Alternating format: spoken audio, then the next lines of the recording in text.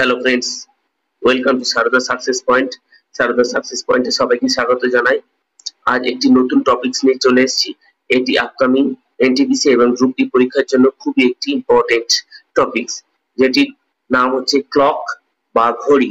এই ঘড়ি সংক্রান্ত আলোচনা প্রথম প্রশ্নটিতে রয়েছে 4:30 ঘড়ির ঘন্টার কাঁটা এবং মিনিটের কাঁটা কত ডিগ্রি কোণ করে থাকবে, ডিগ্রিটাকে বার করতে দিয়েছে। তো ডিগ্রি বার করার ফর্মুলা হচ্ছে 11m minus 60h by 2। এখানে m মানে হচ্ছে মিনিটের কাঁটার সময় এবং h মানে হচ্ছে ঘন্টার কাঁটার সময়। তাহলে 11 ইন্টু মিনিটের কাঁটার সময় কত ছিল বলো, 30, মাইনাস 60 ইন্টু ঘন্টার কাঁটার সময় কত ছিল, 4, ডিভাইডেড বাই 2 মডিউলাস। এই মডিউলাস সাইনটার অর্থ হচ্ছে ভ্যালুটা যাই বার হোক না কেন আমাদের সবসময় পজিটিভ নিতে হবে। তাহলে 330 minus 240 divided by 2, that is 90/2। তাহলে আলটিমেট আমাদের आंसर দাঁড়ালো কত, 45 ডিগ্রি। তাহলে যখন 4:30 সময় হবে তখন ঘড়ির ঘন্টা কাঁটা মিনিটের কাঁটা কত ডিগ্রি কোণ করে থাকবে, 45 ডিগ্রি। চলে যাব পরবর্তী রিজনিংটিতে। পরবর্তী রিজনিংটিতে একই ধরনের একটি কোশ্চেনের আলোচনা। 8:55 ঘড়ির ঘন্টার কাঁটা মিনিটের কাঁটা কত ডিগ্রি কোণ করে থাকবে। ফর্মুলা হচ্ছে একই রকম, 11m minus 60h divided by 2, এটার মডিউলাস। তাহলে m মানে আমরা বলে দিয়েছি, m মানে হচ্ছে মিনিটের কাঁটার সময়। মিনিটের কাঁটার সময় এখানে আমাদের কত বলে দিয়েছে, 55, মাইনাস 60 ইন্টু ঘন্টার কাঁটার সময় কত, এখানে 8টা, ডিভাইডেড বাই 2, টোটালটা মডিউলাস। তাহলে আমাদের এখানে হচ্ছে কত বলো, 11 ইন্টু 55 গুণ করলে দাঁড়াবে 605, বিয়োগ 648, 480, ডিভাইডেড বাই 2, তার মানে হলো 125/2, মানে বলো 62.12 ডিগ্রি কোণ করে থাকবে। তাহলে যখন 8:55 সময় হবে তখন ঘড়ি ঘন্টা কাঁটা মিনিটের কাঁটা কত ডিগ্রি কোণ করে থাকবে, 62.12 ডিগ্রি। চলে যাবো 3 নম্বর রিজনিংটিতে। 3 নম্বর রিজনিংটিতে রয়েছে 5:20 ঘড়ির ঘন্টা কাঁটা মিনিটের কাঁটা কত ডিগ্রি কোণ করে থাকবে। সূত্র একই রকম, 11m minus 60h divided by 2 modulus. তাহলে বলো একই রকম, 11 ইন্টু মিনিটের কাঁটার সময় এখানে 20, মাইনাস 60 ইন্টু ঘন্টার কাঁটার সময় এখানে 5, ডিভাইডেড বাই 2, পুরোটার মডিউলাস। তাহলে এখানে হচ্ছে 220 বিয়োগ 5 6 30, 300 ডিভাইডেড বাই 2। এইখানেই হচ্ছে মডিউলাসের অ্যাপ্লিকেশনটা রয়েছে। এই জন্য এই ম্যাথটা আমি চুজ করেছি। দেখো এখানে -80/2 হচ্ছে মানে -40 ডিগ্রি হওয়ার কথা, কিন্তু আমরা -40 ডিগ্রিটা নেব না এই মডিউলাস সাইনের অ্যাপ্লিকেশনের জন্য। অর্থাৎ আমাদের অ্যানসার দাঁড়াবে কত, 40 ডিগ্রি। 40 ডিগ্রি অ্যানসার দাঁড়াবে। চলে যাব 4 নম্বর রিজনিংটিতে। 4 নম্বরটিতে রয়েছে 4টে বাজলে ঘড়ির ঘন্টা কাঁটা মিনিটের কাঁটা কত ডিগ্রি কোণ করে থাকে। দেখো এখানে আর মিনিটের কাঁটার সময় মেনশন করা নেই, এখানে কিন্তু আর মিনিটের কাঁটার সময় মেনশন করে দেয়নি। তো তাহলে আমরা কি করব, 11m minus 60h divided by 2 এই ফর্মুলা ইউজ করব। হ্যাঁ, এটি করলেও আমরা কিন্তু আনসার পাবো। কিন্তু আরো একটি সংক্ষিপ্ত নিয়ম রয়েছে, সেটি হলো যদি কোনো সময় মিনিটের কাঁটার সময় না বলে দেয় তখন ঘন্টার কাঁটার সময়কে আমরা সর্বদা 30 ডিগ্রি দিয়ে ভাগ করে দেব। তাহলে আমাদের অ্যানসার, সরি, 30 ডিগ্রি দিয়ে গুণ করে দেব। 4 ইন্টু 30 ডিগ্রি মানে 120 ডিগ্রি। তাহলে আমরা কি শিখলাম, যখন মিনিটের কাঁটার সময়টা মেনশন করা থাকবে না তখন আমরা 11m minus 60h by 2 দিয়েও করতে পারি, অথবা আমরা কি করতে পারি বলো, 30 ডিগ্রি দিয়ে ঘন্টার কাঁটাকে গুণ করে দিই। কেন এখানে প্রশ্ন আসতে পারে যে কেন 30 ডিগ্রি গুণ করা হবে বলতো? কারণ প্রতি ঘন্টার জন্য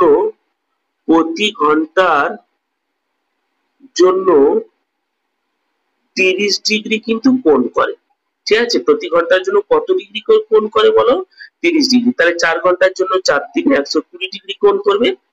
চলে যাবো 5 নম্বর রিজনিংটিতে। 5 নম্বরটিতে রয়েছে 9টা বাজলে ঘড়ির ঘন্টার কাঁটা মিনিটের কাঁটা কত ডিগ্রি কোণ করে থাকবে। দেখো এখানেও তাহলে আমাদের মিনিটের কাঁটার মেনশন নেই, তাহলে সংক্ষেপে হয়ে যাবে 9 ইন্টু বলো 30 ডিগ্রি, মানে কত হলো? 3 9 27, মানে 270 ডিগ্রি কোণ করে থাকবে। হ্যাঁ কিনা? খুব সংক্ষিপ্ত এটি। চলে যাবো পরের প্রশ্নটিতে, 6 নম্বর প্রশ্ন। যখন 11টা বাজে তখন ঘড়ির ঘন্টার কাঁটা মিনিটের কাঁটা কত ডিগ্রি কোণ করে থাকবে? একই রকম, তাহলে বলো 11 ইন্টু 30 ডিগ্রি। তাহলে আমাদের আনসার কত হবে? 3 11 33, মানে 330 ডিগ্রি কোণ করে থাকবে।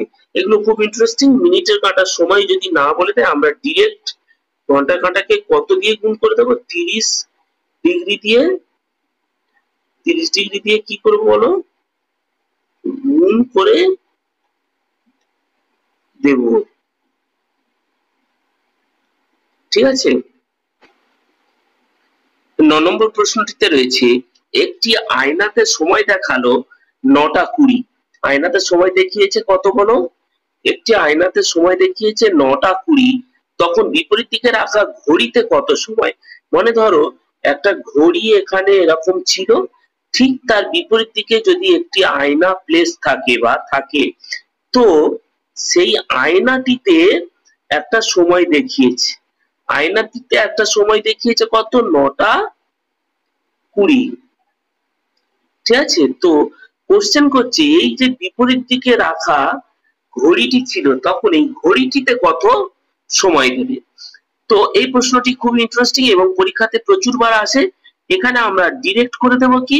11টা 60 মিনিট থেকে যেই সময়টা বলেছে 9টা 20 মিনিট, ওইটাকে আমরা ডাইরেক্ট কি করে দেব?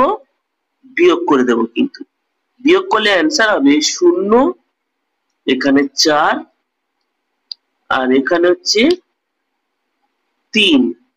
তাহলে আমাদের আলটিমেটলি আনসার কত হলো বলো? 3টে বেজে 40 মিনিট। মানে যদি আয়নাতে সময় দেখায় 9টা 20, তখন বিপরীত দিকে রাখা ঘড়িতে কিন্তু সময় দেখাবে 3টে 40। ওকে, চলে যাবো 8 নম্বর প্রশ্নটিতে। 8 নম্বরটিতে রয়েছে একটি আয়নাতে দেখালো 8টা 40 বাজে, তখন তার বিপরীত দিকে রাখা ঘড়িতে কত সময় দেখাবে?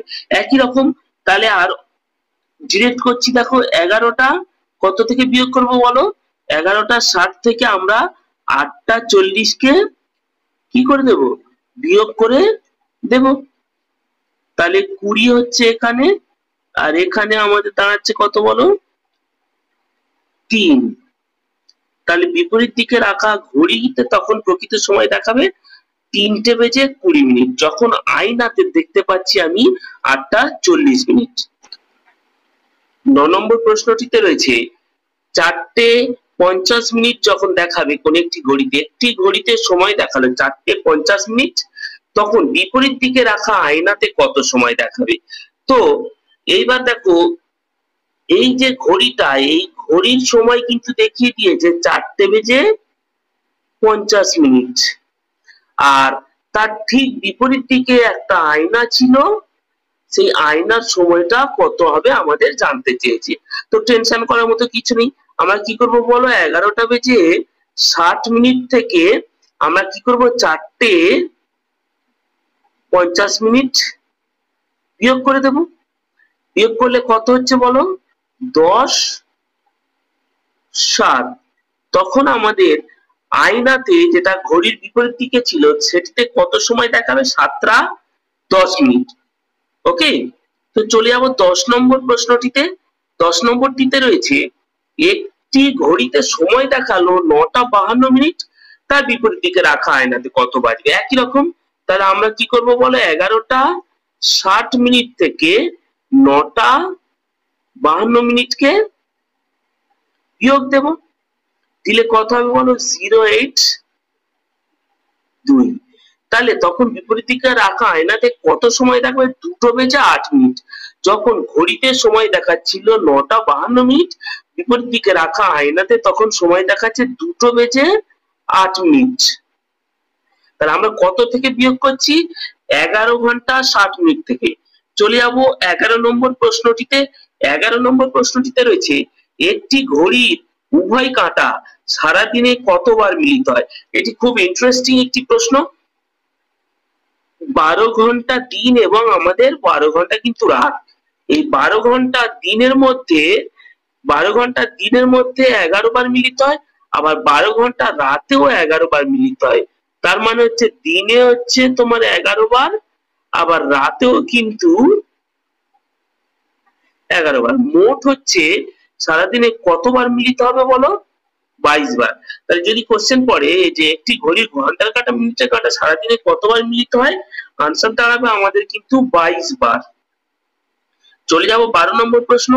আজকের ক্লকের এটি শেষ প্রশ্ন, আর একটি ক্লাসের ক্লক সম্পূর্ণ সমাপ্ত হয়ে যাবে। তো শেষ প্রশ্নটিতে কি আছে দেখা যাক। একটি ঘড়ির উভয় কাঁটা কতবার সমকোণে আসে? আগের প্রশ্নটিতে ছিল একটি ঘড়ির উভয় কাঁটা সারাদিনে কতবার মিলিত হয়, এখন বলছি একটি ঘড়ির উভয় কাঁটা সারাদিনে কতবার সমকোণে আসে। একই রকম ভাবে আমরা যদি বোঝাই দিন 12 ঘন্টা রাত 12 ঘন্টা, এই 12 ঘন্টা দিনে কিন্তু 22 বার আসে সমকোণে, আবার 12 ঘন্টা রাতেও আসবে 22 বার। তাহলে মোট কতবার সারাদিনে সমকোণে আসে বলো? 44 বার সমকোণে আসবে। সারাদিনে 44 বার দিন এবং রাত মিলিয়ে ঘড়ির ঘন্টার কাঁটা মিনিটের কাঁটা সমকোণে আসে। আজ এই পর্যন্ত। পরবর্তী ভিডিও নিয়ে দেখাবে পরবর্তী কোন একটি ভিডিওতে, পরবর্তী টপিকসে দেখা হতে চলেছে। সারদার সাকসেস পয়েন্টে সকলকে ধন্যবাদ। সকলের দিন শুভ হোক।